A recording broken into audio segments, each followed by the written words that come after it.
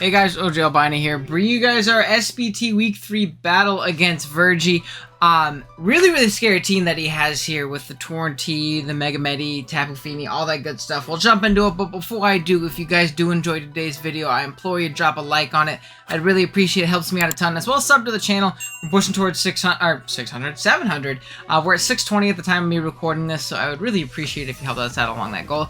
We're at 620 like we were with last week's video, but I'm literally recording these back to back, so that's why. Maybe we're higher than that, and I appreciate you if we are, if you're new sub. But with that being said, let's kind of look at the team that our opponent has. He has the Torn T, Mega Medi, Amoonguss, Hippowdon, Tapu Fini, and the Gourgeist. Very bulky and annoying team. Plus the Mega Medicham, which is always a big threat. We have a great check to it, but there are no Mega Medicham counters in the game.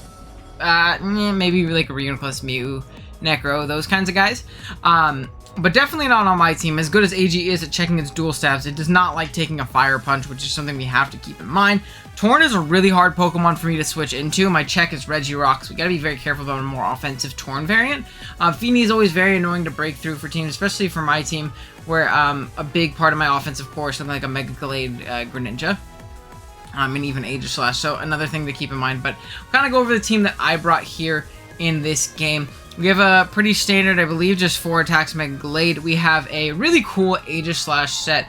I don't remember off the top of my head what his ghost immunity was, which I'm actually going to look really quick if you saw me moving things around. He does not have a normal type, and he does not have a dark type. So, well, I didn't have a really way of exploiting that with like a bulky psychic or anything like that.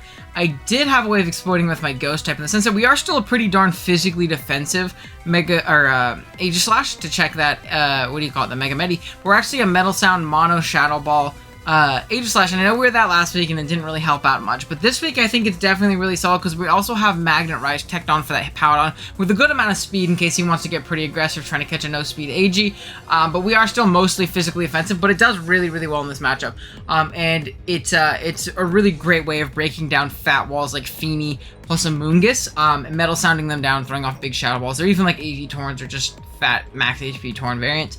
We have a pretty spadef Regirock, with a decent amount of attack investment though, where we're just Stone Edge, Earthquake, Ice Punch, and Stealth Rock. We have a sub 3 attacks Nidoking with Stabs plus Ice Beam. Absolutely rips through his team. He does not have great counterplay to Nidoking whatsoever. We're a very offensive Assault Vest variant.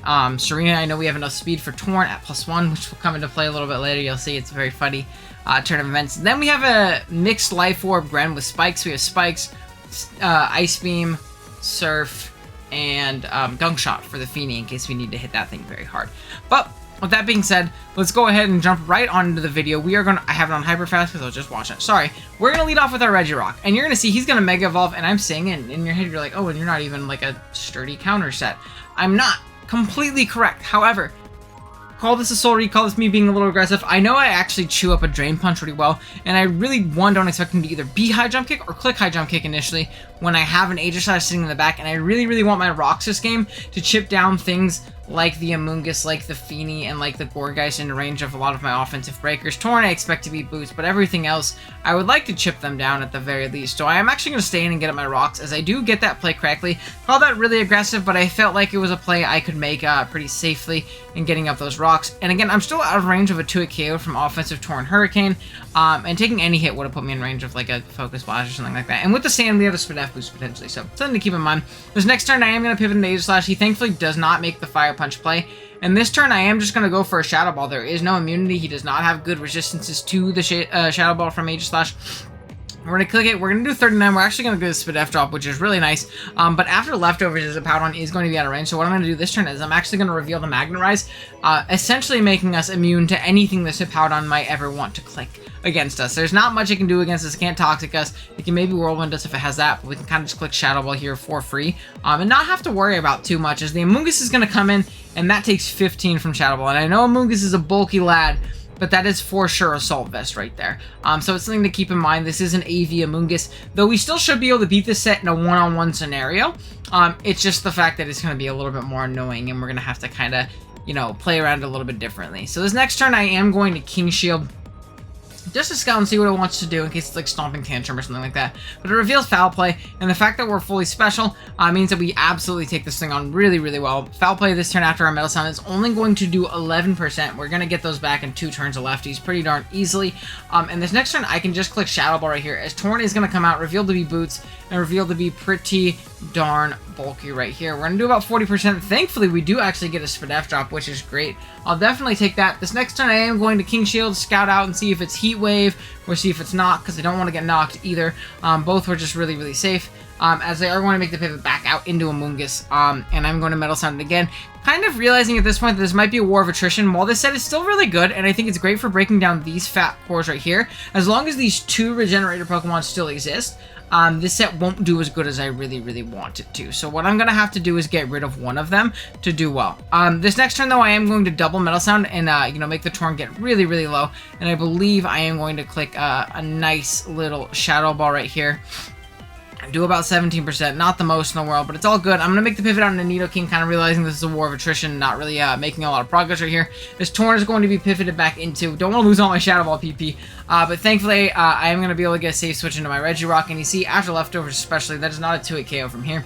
And if he is, you know, more bulky Boots variant, I don't expect him to have Focus Blast or Grass Knot, so we should be able to be fine right here. As I'm actually going to make a very aggressive double right here, and double right out into my Nidoking. Now, if he was Grass Knot or Focus Blast, this would have bounced off, so it wasn't super, super high risk. But I am going to make this play into Nidoking because it covered this Hippowdon, and if you look at Virgie's team, he does not have a Nidoking pivot. Nidoking. Well, Nidoqueen too, I guess, but especially Nidoking does not have a good pivot into the move Ice Beam. Really, the only Pokemon that doesn't get nuked by it, we have Torrent that gets nuked, Amoonguss that does not appreciate it, this thing dies, this thing takes the Ice Beam, but just gets Sludge Wave potentially, and this gets nuked as well. So I have a very, very free Ice Beam this turn, as I am just going to go right for it in a pretty free manner. This thing will definitely die to a Life Orbed, Sheer Force boosted Ice Beam, as Amoonguss is going to come out. Again, it is AV, but I should be able to take this on 1v1. I am going to sub down and cover like a potential pivot, maybe into like a Medi or something like that. If he wants to do that. Unfortunately, he is just going to go for the Giga Drain. And in hindsight, it's probably my best play just to Ice Beam this next turn. But it's really not that big of a deal. I don't need the most health on Nidoking. It's nice, but, you know, it's not something I super need. As I'm just going to click Ice Beam again, do about 34. As the Giga Drain is going to come out, do 30% to me, and, you know, leave this Amoonguss right at 27. Now, this next turn, again, I don't think he can really sack this off, because, one, my AG goes crazy. And this is his only real check to this thing going forward. And it's also his like only check to Greninja. If you look at Life Orb Greninja, once the Feeny gets a little chipped, he really does not appreciate that Pokemon in the slightest. So what I'm going to do right here is I'm going to click a mid-ground play of Sludge Wave because it will kill this Amoonguss from here, but it also catches a really aggressive Feeny. And if he wants to go into either Medi or Feeny, I'll be able to nuke them pretty darn easily. And if he goes into Hippowdon, I'll just Ice Beam again the next turn. It's really not that big of a deal to me at this point in the game. So what I am going to do is I am going to go ahead and click that Sludge Wave. Feeny is going to come out, so we are going to catch that Pokemon, which is, again, absolutely amazing, and we're going to be able to knock that thing out from full, and it's a great feeling knocking out a Feeny from full. You don't see that too often at the very least, so down it goes, which is, again, really, really great. Torrent's going to come out right here. I am going to make that pivot out in Regirock. If he wants to, you know, Hurricane me down twice, that's fine. He risks missing, which he missed on the first one, which is great. And now we're at a 2-way KO range after lefties, which is, again, amazing. He's going to taunt right here, probably expecting a Toxic, but I am just going to Ice Punch because it's my best middle ground, trying to catch Hippowdon as well as doing damage to this thing and not missing. So Ice Punch comes out, and also covered a Medi, did the most damage to Medi coming in. Besides Earthquake, which I don't really want to click on it. As Hippowdon's going to come in right here. I click Ice Punch. I only do 20%, and I know I'm a Regirock. I know that's a Hippowdon, but that is a ridiculous low amount of damage. I was still adamant. I wasn't like super invested, but I was an adamant Regirock, and that did 20%, which is a really, really sad sight to see. But regardless, this next turn, I am going to go ahead and pivot out. This thing's pretty much forced into a slack off turn, as this is, again, especially with Phoenigone, his real only pivot into the Mega Gallade at this point, and even then he has to stay really healthy to stay out of triple axle range. So I'm going to make the aggressive switch into Greninja, and I'm just going to get up a Spike here. I expect him to maybe pivot out into Amoonguss, but to be fair, he probably died to Surf into Ice Beam because we are Life Orb, but honestly that's fine. He's going to put me right into Torrent right here, which is going to guarantee a KO on something pretty much, because this is Life Orb, Torrent, boosted Surf. We're going to nuke this Hippowdon as he does elect to sack it off after clicking Earthquake last time. which is again very, very nice for me. Though due to the Sandstorm and the Life Orb, we only have one more hit in us, but after the Spike and the Rocks, we should actually still have the Amoonguss in range of our Ice Beam. So I'm just going to click that, because he doesn't have a switch into it. The Medi definitely doesn't want to take that Life Orb Ice Beam, and if it comes in on the Surf, he is extra screwed. So Greninja's is going to go down, but it definitely punched a hole before it did, so I'll definitely take it. This next turn, I am going to go into Serena. It covered the Gourgeist, so I could hit it hard with the triple axles. I don't have a lot of things that initially break through it, as I am going to click it right here and get off a big chunk of damage, leaving it at just 6%, so one more Spike would have knocked it out, as he goes ahead and goes for a Poltergeist right here, and this is a really good position for me.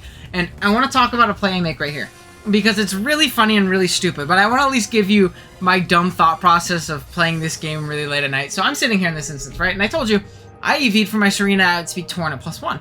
So in my head, I'm like, hey yo, I Rapid Spin, I'm faster than the Torn, I clean up with Triple Axle and Power Up, because I'm pretty darn offensive Serena too. It does really well in this endgame. I think I just clean up with Serena or leave a sizable chunk in his entire team. So, I'm going to click Rapid Spin. Now, I'll give you 2 seconds to kind of realize why that's not a good play. I think that's enough time. It's a Ghost type. I can't Rapid Spin on Ghost types because they're immune to the move. So this is a really dumb play. It doesn't really bite me in the butt, even if he like Poltergeist here and kills me. It's not that big of a deal, to be completely honest. I just go into Nidoking and I click Sludge Wave pretty freely. So again, not that big of a deal. But he's actually going to click Shadow Sneak. So this was the most pointless turn of all time, and we both looked really not super smart there. Me especially, but because I think it's easier to forget about Serena's ability than it is easier to forget about Gourgeist's whole ass typing. But this next turn, I'm not going to get punched by it. I'm going to just go ahead and click Triple Axle, pretty fine, and knock out the thing. Again, it was funny. I can't complain too much. Out comes Torn. I'm just going to click Triple Axle in case he misses with this Hurricane. It's the only thing that'll kill me. As I am going to go down right here. And then I'm going to go into Regirock here, and I'm just going to click Ice Punch, I believe. Again, doing neutral damage to this Medicham, leaving it at about 50%, which is really nice. And I would have 2-hit KO'd that Torn from that point. He's shown to really not have coverage for me. And if he had Focus Blast, again, it would have just killed me regardless. So I'm going to go into Nidoking and just sack it off right here. It's outsped by both of the members remaining on Virgie's team, and they both Oko me, so no reason to keep it around. Then I get a free Gallade here. I could have Triple Axled, because it would have knocked this thing out and covered a Torn Switch. But Triple Axle also isn't as accurate. If I got like one Axle hit or miss, and then lost my Gallade to a Medi, I would have felt like an idiot, and that would have sucked. So I figured it's better for me to take the Zen Headbutt guaranteed damage and knock out that, that Medi guaranteed, opposed to do anything else like that. And the Medi can't switch into my Regirock next time, so even if I have to sack off my Gallade afterwards, it's completely fine. So I am just going to go hard into my Gallade and just click Zen Headbutt. And there's a chance, 1, that he misses Hurricane, and 2, that I live Hurricane, because Gallade has such chunky Spadef. But I don't, unfortunately. I don't know how offensive he really was, and I didn't even calculate, to be honest. There wasn't another play I was going to make. Down we go, but Regirock's going to be able to come out, and I'm just going to click Ice Punch. Thankfully, he actually misses me, which would have been nice in case he, like, confused me or something like that. But we're going to knock out the, the Torn right here, get a little bit of lefties back, and despite the Drain Punch being really obvious, I'm just going to stay in an Earthquake this thing, in case it wants to, I don't know, overplay and go for Fire Punch, save a little bit of diff, because I do, like, 101 min to a, Medicham right here, with a Shadow Ball, just by me being pretty defensive. Now, I do know that it obviously can Fire Punch me, but even a Fire Punch crit does not kill me from full, because of how defensive I really am. So it's always my play just to click Shadow Ball here. I don't have to King Shield. The reason King Shield's always a throw is because if he's like a bulk up and then crits me, then I'm in a losing position. And that's like my only lose condition at this point in time in the game. So I am just going to click Shadow Ball. He clicks Poison Jab, kind of playing off my choke in case I did King Shield there. But even then, not that big of a deal. He didn't have bulk up, so he would have clicked bulk up if he had it off of my choke. But we're just going to click Shadow Ball, and we're going to be able to knock out this Medicham and grab a nice narrow 1-0 win, which he definitely brought that back with just like the 2 Mon advantage that he had when I had like 5 Mons, which is definitely pretty crazy, or like 3 Mons versus 5. So he definitely brought it back, just shows how potent Torn and Medi really can be, but I think we were able to kind of tighten this one up. And we played really well despite the really dumb play with Serena, in my opinion. Other than that, other plays I could have made better. I could have maybe Triple Axle that Torn on the switch in, not the biggest deal. Maybe I overplayed by getting that Spike up, because it really didn't help me out all too much. If I would have just surfed, I would have had a whole health Greninja throughout the game. But again, not that big of a deal, because Gren still kind of did what it needed to. And then subbing on that Amoonguss, I probably should have just Ice Beam. But again, you live and you learn. We're able to grab a dub here. And I'm not too upset with how we played. And we move on to 3-0, which is, again, great. Next week, I don't remember who we play, but hopefully that'll be a good one. Thank you guys so much for watching. Again, if you enjoyed, drop a like. If you're new here, drop a sub. And with that being said, I'll see you guys next time. Later.